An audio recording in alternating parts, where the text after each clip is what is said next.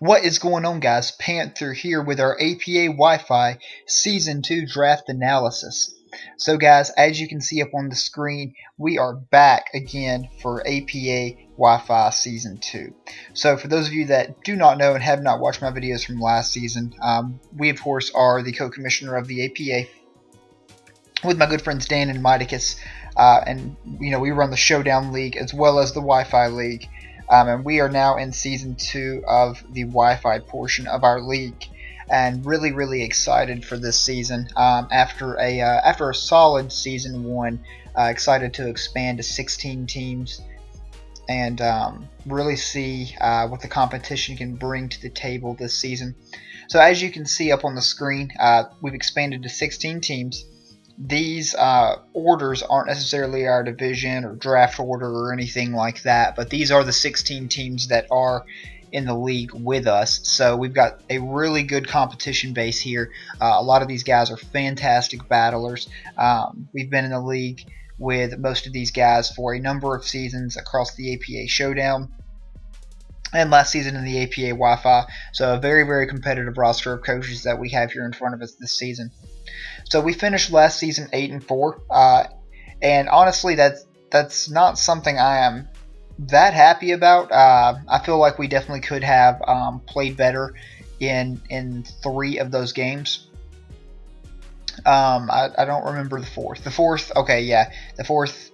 I think was our first loss against Jock, and I feel like we straight up got beaten that one. But the other 3, I definitely feel like some things could have went different ways in all 3 of those games, and we could have definitely finished with a better record. And the playoff loss was tough as well, because I feel like I definitely could have played better at the end of that match there. So if you haven't seen that match, be sure to go check that out. With spoilers, we ended up losing to the eventual champion in Jock and the Dunfermline Lanoons. I'm sorry, I hate Jock's team name because it's the hardest freaking name to pronounce ever. But anyways, so we don't feel quite as bad since we did lose to the eventual champion. So, that is what it is there. So anyways, we're not going to mess around anymore. This is a draft analysis. We're going to get to what draft analysis are about. So this is a regular league based on GBA format. We do have some unique Pokemon that are allowed. We're not going to get into much to that. If you didn't catch our draft stream, you would have seen what types of Pokemon are allowed. But basically we picked 12th in this draft. So my strategy, I knew one Pokemon that I really wanted to build around, and that was Mega Gardevoir. But I kind of wanted to see what was going to drop to me in round 1. So I made the decision just to sit back and kind of wait on the Pokemon that I thought was going to fall. So I didn't think any Pokemon in particular was going to fall. I had my eyes on some of the Pixies like Mew, Victini, Manaphy, and really just trying to pair one potentially with Mega Guard. But a Pokemon dropped to me that I feel like really should not have dropped to me. To get this Pokemon 12th in a league draft is just phenomenal. This Pokemon is an absolute monster, without a doubt. So we're going to go ahead and spoil it, bring it on up on screen. We have beat down the Kyurem Black on the Carolina Clefables this season. So really excited about this Pokemon. Great all-around stats in general. 125 base HP, 170 attack. Of course, it doesn't have a great attacking move pool, which is why it's relegated to OU typically. But really good bulk, 100 defense, 90 SPDEF, 120 special attack stat, and then a usable 95 speed tier. So really excited this mon fell to us. With Terravolt, this guy really does not have too many switch-ins. I mean, it really gets a lot of cool moves. Of course, it gets its Dragon Stab both on the special and physical side. It gets its Ice Stab, and actually with a Z Crystal, it can finally use a physical ice attack. But this thing also gets setup moves like Hone Claws, I believe. I believe it does get Hone Claws anyways. It does get Hone Claws, yep. Of course, it gets Fusion Bolt for coverage, Focus Blast, Flash Cannon, Iron Head. It gets a lot of coverage moves, and it's a really good Z Crystal holder. So really excited that this Pokemon fell. So we've completed our Dragon right off the bat, basically. So we want to try to get our fairy next. And like I said earlier in this draft, we really had our eyes set on Mega Gardevoir. That is a Pokemon that I really wanted to use.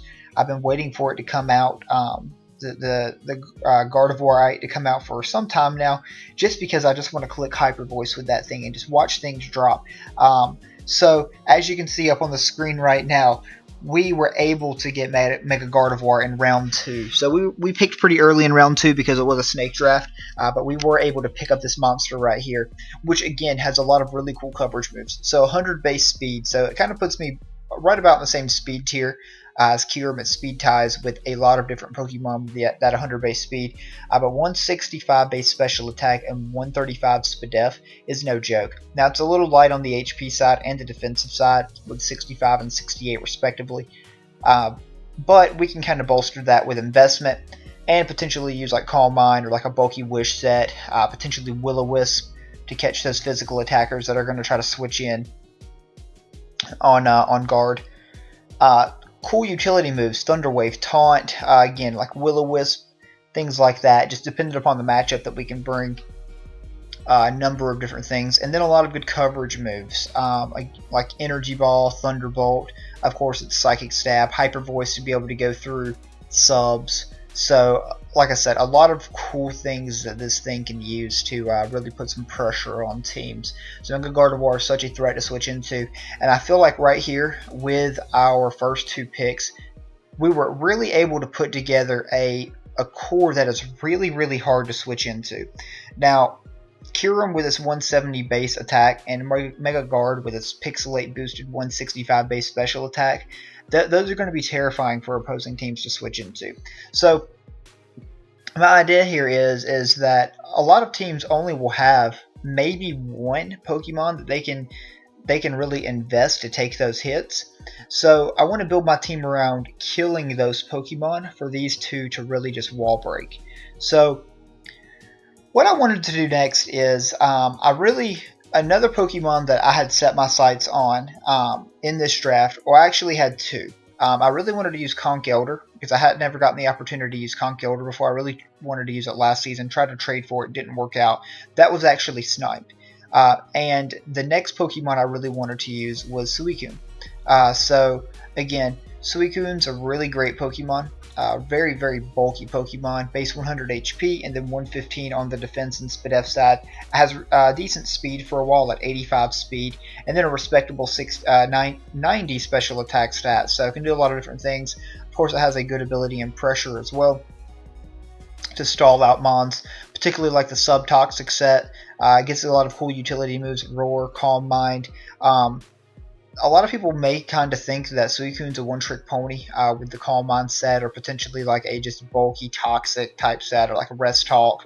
But it can really do a lot of different things. Again, it's very versatile in my opinion. Now, it doesn't need Calm Mind boost to really inflict damage, unless you are the stall set, like the Protect, Sub, Toxic set, just to kind of stall mons out. And that'll be a little bit harder to do on Wi-Fi than Showdown, but it is a viable option that we can use, and this thing is just going to be able to sponge hits. So wanted to pick up Suicune, and I'm glad I did, because I actually sniped Niter with this pick, who picked 13th right behind me. So I was able to pick this guy up where I did and add it to our team here, and I feel like it's a really good tier 2 Pokemon to have. So with our next pick, we actually decided to drop into Tier 3 for a Pokemon that I'm very familiar with. So this Pokemon's typing is really difficult to switch into with its ground and dark typing. You already know just by the typing itself, it's very unique to this Pokemon. We have Dundee, our Crocodile, up on screen right now. Dundee is a Pokemon that I'm very familiar with. It is a very good mon. It is one of the best Tier 3 mons. It is typically drafted at the beginning of drafts, typically around 4 or 5, maybe 6 if you're lucky. But this Pokemon can do a number of different things as well. Of course, it doesn't have any reliable recovery, but the Moxie and Intimidate options for its ability is really good. Of course, can set Stealth Rocks. It is in a fantastic speed tier to be a rock setter at 92 base speed. learning moves like Taunt, is able to stop opposing rock setters. But this is just a really good overall Pokemon. This Pokemon is, and I just want to be clear here, this Pokemon in my opinion is one of the top Pokemon in Draft League format because it can do a number of different things and it is a very cheap pick. I mean, tier 3 to get a Pokemon that could really realistically appear in 12 games for you is just unbelievable.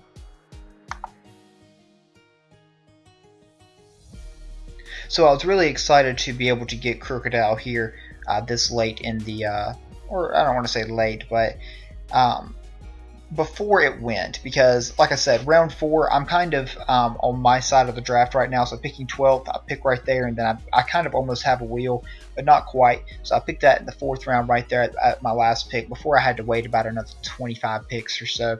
So I was excited to get it there, of course. Alright, so with the 5th pick in the draft, we took another really good Pokemon. This is a Pokemon I really didn't expect to see fall to me. I really expected it to go.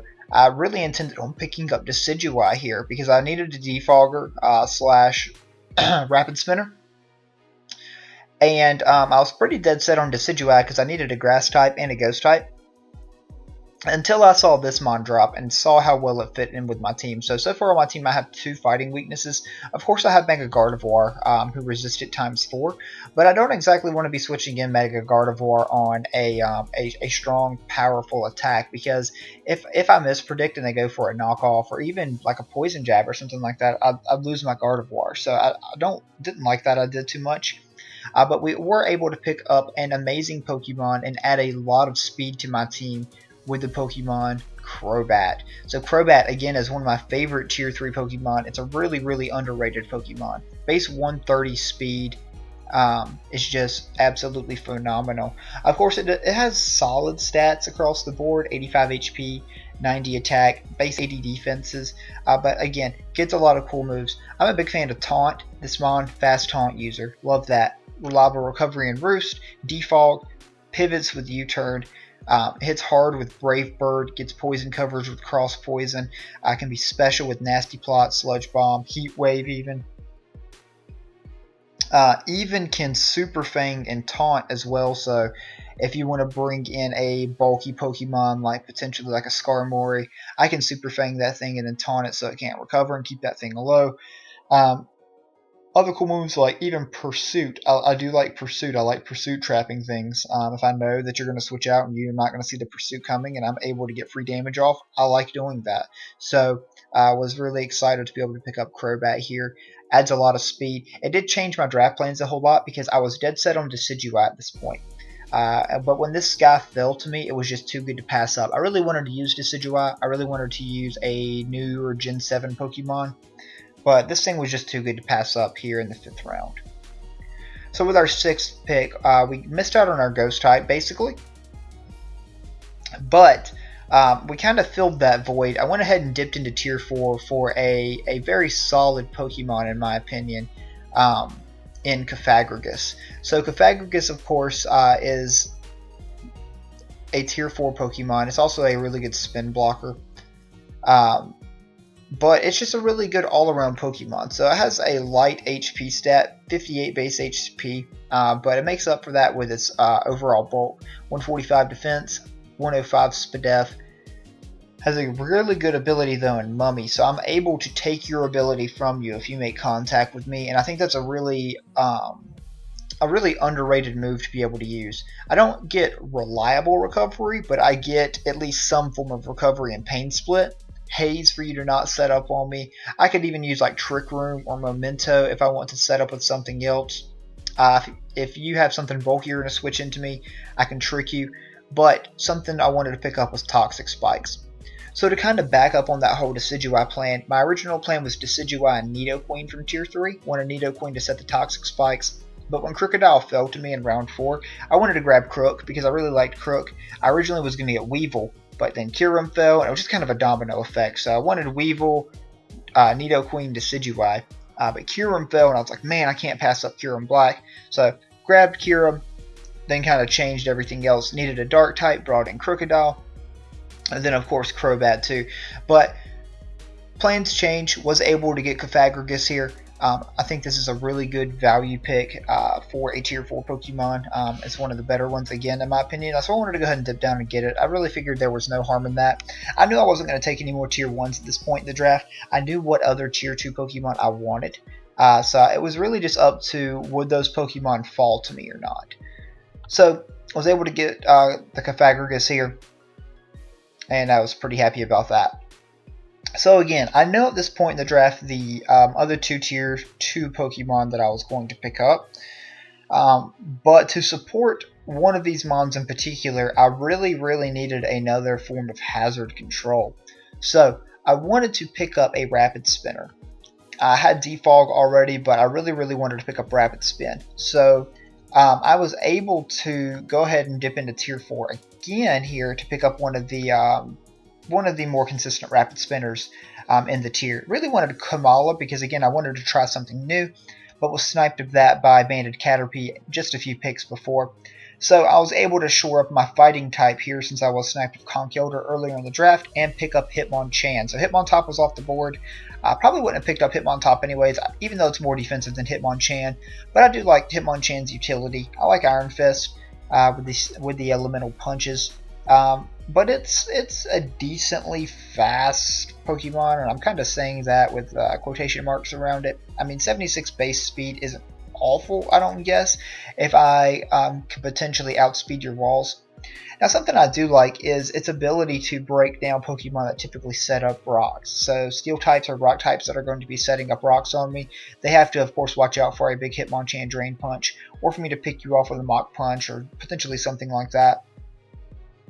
But Rapid Spin should be able to keep the hazards off my side of the field, at least for a little while, so one of the Pokemon you're about to see will be able to set up and do its thing. So let me go ahead and not spoil it anymore. We're talking about the best setup sweeper, apart from Salamence, of course. In tier 2, we have the amazing Volcarona here. So Volcarona is a really scary Pokemon without hazards on the field. So it has a good natural bulk, 85 HP, only 65 defense, but that's enough to tank at least one hit. 135 special attack, 105 SPDEF, 100 base speed, so it puts me in another 100 base speed tier here, so that's something I kind of have a little bit of concern about. But nevertheless, Volcarona is a hugely threatening sweeper. You have to be careful for me to just click Quiver Dance and sweep your team. So Quiver Dance is one of the better boosting moves in the game. And if Volcarona is able to get 1 or 2 up without you having priority, it may be GG for you. So, of course, this thing is kind of... it's not too versatile. I mean, you can put some type of boosting item on it and just fire away. You could potentially pivot with U-turn, but you know, are you really going to do that if rocks are up on the field? So you kind of have to keep that in mind when you're using it. It does get Fiery Dance, which is that 50% chance to raise your special attack by 1 stage. So this thing can really be a very threatening sweeper if given the opportunity. So I feel like right now my team has some really threatening wall breakers. I mean, you have to really watch out when you're having to switch into Kieran Black, make a Gardevoir, a potentially Quiver Dancing Volcarona, Moxie Crocodile, could potentially be Banded Bat. My team really can hit very hard here. So I was excited to get him there and thought it was a cool Pokemon. So here with my next pick, we can already see it up on the screen. I picked Omastar. Now I know what you guys are thinking. Omastar? When do you ever really see Omastar drafted? Well, that's the thing. This mon was a tier 5 Pokemon for whatever reason. I don't know if something got messed up with tiering or what exactly. This thing is typically in tier 4, but it was tier 5. I did see him there. I didn't have a rock type. I do have a water type, but Omastar is a really cool Pokemon. Again, it's something that can do a lot of different things. So if I want to bring rain on somebody and bring like a Life Orb set, this thing can hit really hard with Hydro Pumps in the rain. Swift Swim's a threat. If I want to bring like Shell Armor so I can't be crit and set up a Shell Smash, that's something I can do, and this thing's a threat. If I want to bring Weak Armor and Hazard Stacky with Spikes or T-Spikes, well, this thing's a threat. Or potentially even bring Rapid Spin on it to get a quick Rapid Spin off on something for Volcarona to set up. Again, there's so many things that this Pokemon can do. I mean, it's phenomenal. Actually, I'm looking right now. This thing doesn't give rapid spin. What? I got gypped. I'm thinking Kabutops. Well, that's disappointing. So this thing actually let me down a little bit there. With that, I thought I got rapid spin. Oh well. Anyways, this Pokemon is really good though. Especially to be a Tier 5 Pokemon. I really have high hopes for it. I really hope I can use it well. Especially with like people like Elite Four Dan using Cloyster so well. I want the opportunity to sweep a couple people with the Shell Smash this season. So we'll have to wait and see if we're able to do that or not. But it should be cool to see nonetheless.